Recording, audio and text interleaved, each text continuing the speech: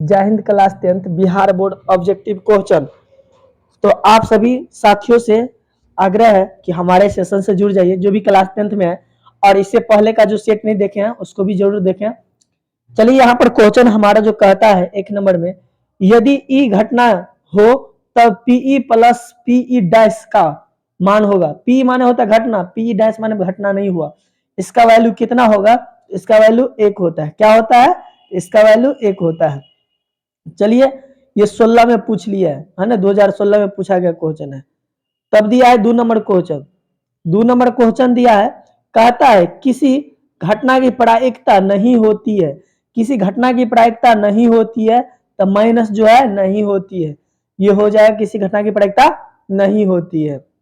अब 3 नंबर की क्वेश्चन देखेंगे, निश्चित घटना की प्रायिकता होती है। निश्चित घटना की प्रायिकता ऑल टाइम 1 होता है।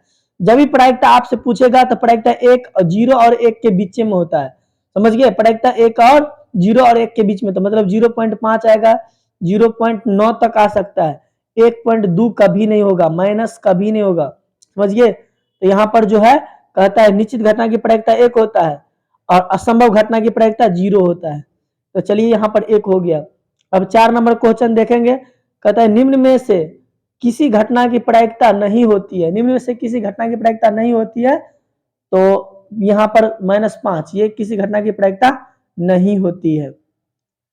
चलिए आगे देखेंगे 5 नंबर, कहता है किसी घटना की प्रायिकता नहीं होती है। किसी घटना की प्रायिकता माइनस वाला, कई बार पूछ दिया है, माइनस वाला किसी घटना की प्रायिकता नहीं होगा। तब दिया है 6 में, निम्न में से कौन सी संख्या किसी घटना की प्रायिकता नहीं हो सकती है। निम्न में से कौन सी संख्या किसी घटना की प्रायिकता नहीं हो सकती है? तो 2/3, यहाँ पर दिया है 2/3, ये प्रायिकता होगा। माइनस वाला नहीं हो सकती है ना, यही आंसर होगा। ये भी हो जाएगा क्योंकि परसेंट में 100 से नीचे जितना परसेंट रहेगा सब होगा, है ना, ये भी हो जाएगा। यहाँ पर सब होगा, माइनस वाला किसी घटना की प्रायिकता नहीं होगा, ध्यान रखेंगे आप लोग।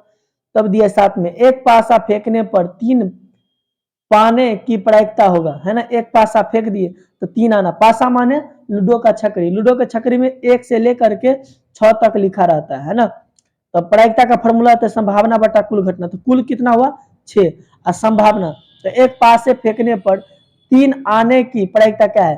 तो पासा में 3 क्या बार लिखा है? एक बार लिखा है ना, तो 1/6, तो संभावना बटा कुल घटना 1/6, 1/3 6 इसका आंसर होगा, 1/6।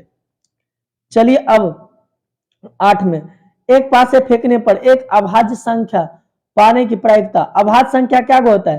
तो एक और अभाज्य ऐसी संख्या जो एक और अपने अलावा दूसर से न कटे। तो यहाँ पर हो जाएगा 1 3 5, 1 3 5 क्या हो गया? तो अभाज्य संख्या, अभाज्य संख्या हो गया। तो 1 3 5 3 को हुआ ना, 3 को अभाज्य संख्या हो गया आपका। तो यहाँ पर हो जाएगा 3/6, संभावना हो गया 3 और कुल घटना 6, 3/6, 1/3, इसका आंसर बी हो जाएगा। क्या हो जाएगा? बी।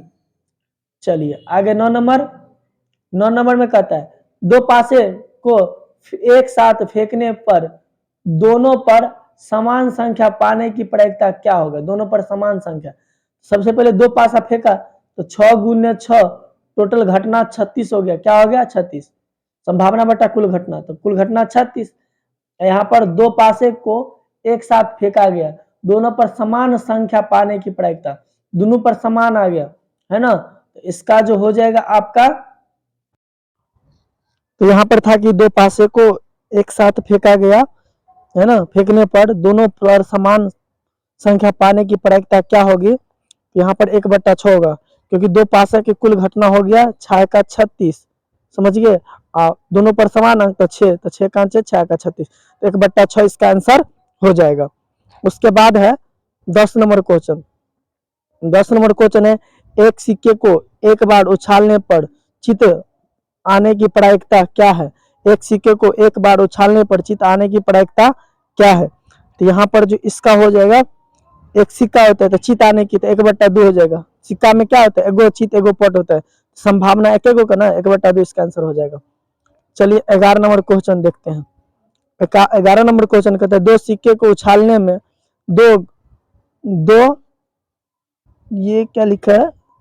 दो पट, हाँ दो पट आने की, पट लिखा है ना, दो पट आने की प्रायिकता क्या होगा, तो दो पट, दो सिक्के को उछाला गया तो दो सिक्के को तो टोटल घटना 4 भाग, दोनों सिक्का में 2 भाग 2 भाग तो 4 भाग, और दुगो पट है ना तो दो, दो का 2 दूना 4, माने इसका भी आंसर 1/2 ये हो जाएगा। चलिए आगे देखते हैं।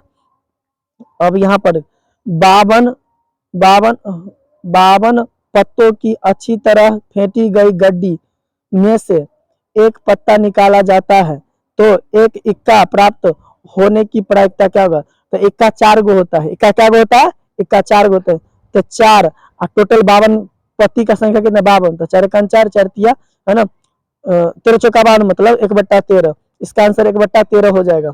समझ गए, इक्का 4 गो होता है, ध्यान रखेंगे।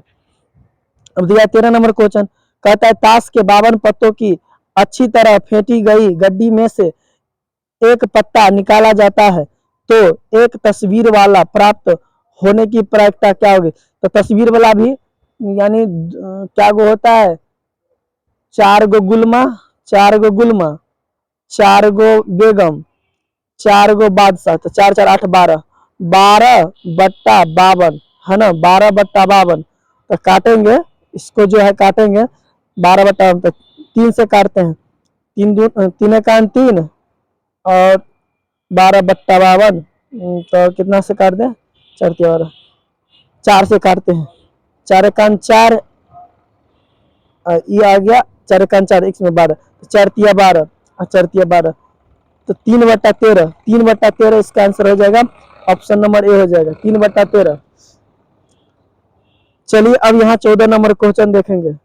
14 नंबर क्वेश्चन में कहता है एक लॉटरी में 8 पुरस्कार है और 16 खाली है, एक पुरस्कार पाने की प्रायिकता क्या होगा, तो टोटल गड्डी पत्ती कितना है, 16 8 24 हो गया टोटल कुल घटना, क्या कहता है, तो एक पुरस्कार पाने की, पुरस्कार वाला क्या 8 गो, तो 8 ऊपर, तो 8 का 8 8 3 24, 1/3 answer option number B, 1/3 answer होगा ऑप्शन नंबर बी।